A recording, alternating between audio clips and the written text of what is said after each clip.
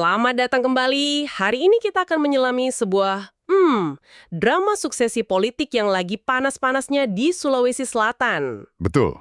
Coba deh Anda bayangkan, Anda ada di sebuah ruangan penuh sama elit politik daerah di mana nasib kepemimpinan salah satu partai terbesar di Indonesia itu lagi dipertaruhkan. Dan ini bukan partai sembarangan ya. Bukan. Konteksnya ini Partai Golkar Sulsel. Lumbung suara yang vital banget sekarang lagi dalam masa transisi. Jadi ketua lamanya diganti pelaksana tugas dan musyawarah daerah atau musda untuk memilih ketua baru itu sudah di depan mata. Nah, di depan kita ada beberapa laporan media lokal, khususnya dari Tribun Timur edisi 23 dan 25 Desember 2025. Misi kita hari ini adalah membongkar apa sih yang sebenarnya terjadi di balik layar, siapa pemain kuncinya, dan apa arti semua manuver ini. Dan yang perlu Anda perhatikan, ini bukan sekedar pergantian jabatan. Sama sekali bukan. Ini semacam studi kasus tentang bagaimana sebuah mesin politik raksasa mengelola transisi kekuasaan. Golkar Sulsel ini kan barometer. Betul. Cara mereka menjaga soliditas internal sambil mempersiapkan diri untuk pertarungan ke depan itu sangat-sangat menentukan. Jadi setiap pernyataan, setiap senyuman, bahkan ketidakhadiran seseorang dalam sebuah acara, seperti yang nanti akan kita bahas, itu semua punya makna politik yang dalam. Oke, mari kita langsung masuk ke pemicunya. Awal dari semua dinamika ini kan pengumuman dari PLT Ketua Golkar Sulsel yang baru, Muhyiddin Muhammad Said. Dia secara terbuka bilang kalau ketua sebelumnya, Taufal Pawe, tidak akan maju lagi. Nah, ini dia. Saya kutip langsung ya dari sumber kita. Muhyiddin bilang, Pak Taufan Pawe bilang sudah legowo. Beliau ingin fokus di DPR RI sehingga tidak maju dalam musda Golkar Sulsel. Kata legowo ini kan halus sekali ya. Tapi apa ini beneran rela atau ada semacam dorongan halus dari pusat? Itu dia pertanyaan kuncinya. Dalam kamus politik, legowo itu seringkali sebuah kode. Kode untuk sebuah proses transisi yang sudah diatur. Ini bukan berarti Taufan Pawe kalah, tapi lebih seperti sebuah langkah yang diambil untuk kebaikan yang lebih besar, yaitu mencegah perpecahan. Oh, oke. Dengan mundurnya petahana secara terhormat, arena pertarungan jadi terbuka lebar bagi yang lain, tanpa ada beban harus melawan seorang incumbent. Ini cara meredam potensi konflik bahkan sebelum musda dimulai. Sebuah langkah preventif yang sangat strategis. Yang menarik, laporan juga menyebut Taufan Pawe tidak hadir di acara konsolidasi dan penyambutan Muhyiddin itu. Memang untuk adilnya ya, sumber kita mencatat ada alasan resmi. Menantunya bilang Pak Taufan sedang ada tugas sebagai anggota DPR di Bulukumba. Tapi tetap saja ya, absen di momen sepenting ini pasti mengirim sinyal tertentu kan? Tentu saja. Dalam politik, optik itu segalanya. Ketidakhadirannya bisa dibaca macam-macam. Tapi kalau kita lihat dari sudut pandang skenario yang terkoordinasi, ini justru bisa jadi bagian dari strategi. Maksudnya? Dengan tidak hadir, dia secara simbolis memberikan panggung penuh kepada PLT ketua yang baru dan para kandidat penerus. Dia seolah-olah bilang, era saya sudah selesai, sekarang panggung ini milik kalian. Dia benar-benar membersihkan panggung untuk babak yang baru. Masuk akal. Dan ini nyambung sekali dengan apa yang dikatakan Muhyiddin di acara yang sama. Dia menegaskan, dan ini penting, musda harus menjadi ajang konsolidasi bukan perpecahan. Jadi pengumuman mundurnya Taufan dan seruan konsolidasi ini terjadi di momen yang sama. Betul. Rasanya ini bukan kebetulan ya, ini seperti dua bagian dari sebuah skenario yang sudah dirancang rapi.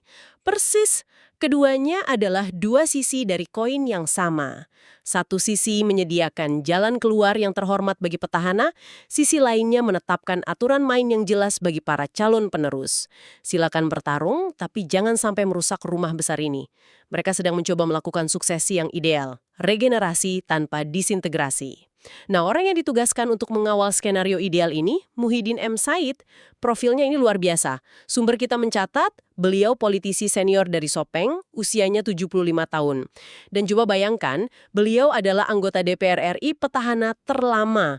Total rekam jejaknya di lembaga legislatif itu 32 tahun, sejak 1992. Itu bukan sekedar senior, itu veteran sejati. Betul. Dan penunjukan seorang veteran seperti inilah langkah klasik untuk menstabilkan situasi. Anda tidak menunjuk orang sembarangan untuk tugas seperti ini, kan? Pengalamannya selama puluhan tahun itu memberinya semacam, Otoritas moral dan politik yang sulit dibantah oleh faksi-faksi manapun. Dia datang bukan sebagai bagian dari konflik, tapi sebagai solusi. Dia pun tampaknya sadar betul perannya. Ada kutipan kuncinya yang sangat lugas. Tugas saya hanya satu, melaksanakan musda dan menghadirkan ketua baru. Sesederhana itu. Tapi, apa benar dia bisa senetral itu? Politisi sekali berdia pasti punya preferensi atau kepentingan sendiri kan? Itu keraguan yang wajar. Tapi dalam konteks ini, kepentingan terbesarnya adalah memastikan musda berjalan sukses dan damai. Itu akan jadi warisannya. Dengan mendeklarasikan misinya tunggal, dia menepis semua kecurigaan bahwa dia datang untuk memihak calon tertentu atau membangun basis kekuatan sendiri. Posisinya bukan sebagai striker yang mau cetak gol, tapi sebagai penjaga gawang proses, memastikan tidak ada gol bunuh diri yang merugikan partai. Makanya, penyambutannya pun digambarkan sangat hangat. Itu cerminan dari penerimaan kader terhadap perannya sebagai wasit. Diterima ya, tapi kita juga harus melihatnya sebagai kewajiban politik kan? Tentu saja semua DPD 2 akan menyambut PLT dari pusat dengan hangat di depan kamera. Pertanyaan sebenarnya adalah, apakah penerimaan ini tulus atau sekedar formalitas sambil mereka bermanuver di belakangnya? Poin yang sangat bagus. Citra di bandara itu satu hal. Lobi di kamar hotel itu hal lain. Dan kita tidak perlu menunggu lama untuk melihat lobi itu keluar dari kamar hotel dan terjadi di panggung terbuka. Dua calon kuat, Munafri Arifuddin atau API dan Andi Inakartikasari menyambutnya bersamaan. Oh, ini menarik. Kompak pakai baju kuning, jalan bareng, senyum-senyum. Ini kan citra keluarga bahagia yang sengaja ditampilkan ke publik. Tapi di balik panggung keluarga bahagia itu terjadi sebuah drama di dalam forum konsolidasi. Fasadnya persatuan tapi realitasnya persaingan.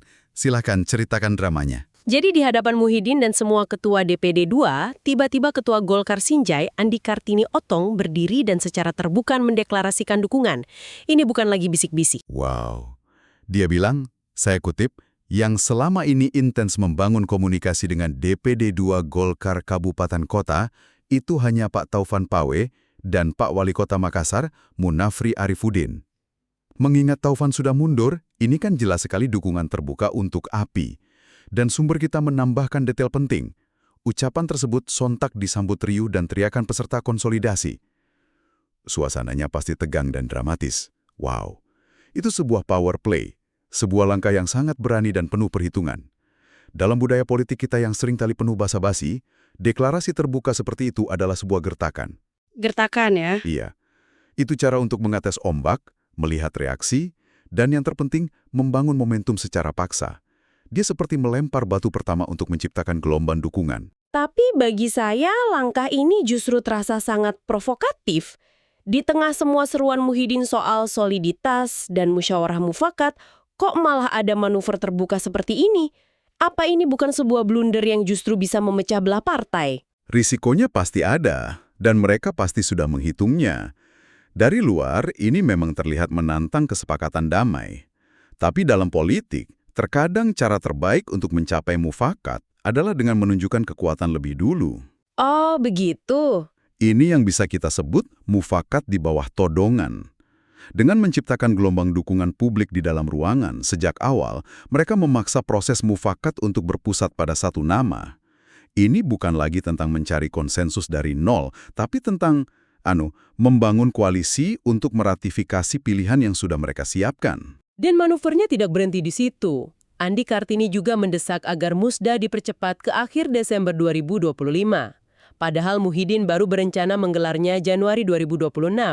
Alasan Andi Kartini, kalau Pak Taufan Pawe sudah legowo, apalagi masalahnya? Musda harus segera dilaksanakan. Jadi ini seperti dalam balapan ya. Kalau Anda sudah memimpin, Anda tidak mau ada safety car yang memberi kesempatan lawan untuk mengejar. Anda mau balapan selesai secepatnya. Analogi yang sempurna. Momentum dalam politik itu barang yang sangat mahal dan mudah menguap. Kalau sudah didapat, harus segera dikonversi menjadi kemenangan. Menunda pelaksanaan musda itu berarti memberi waktu bagi kubu lawan untuk berkonsolidasi, membangun koalisi tandingan, atau bahkan bagi dinamika politik untuk berubah. Kubu API jelas ingin mengunci kemenangan selagi angin sedang berpihak pada mereka.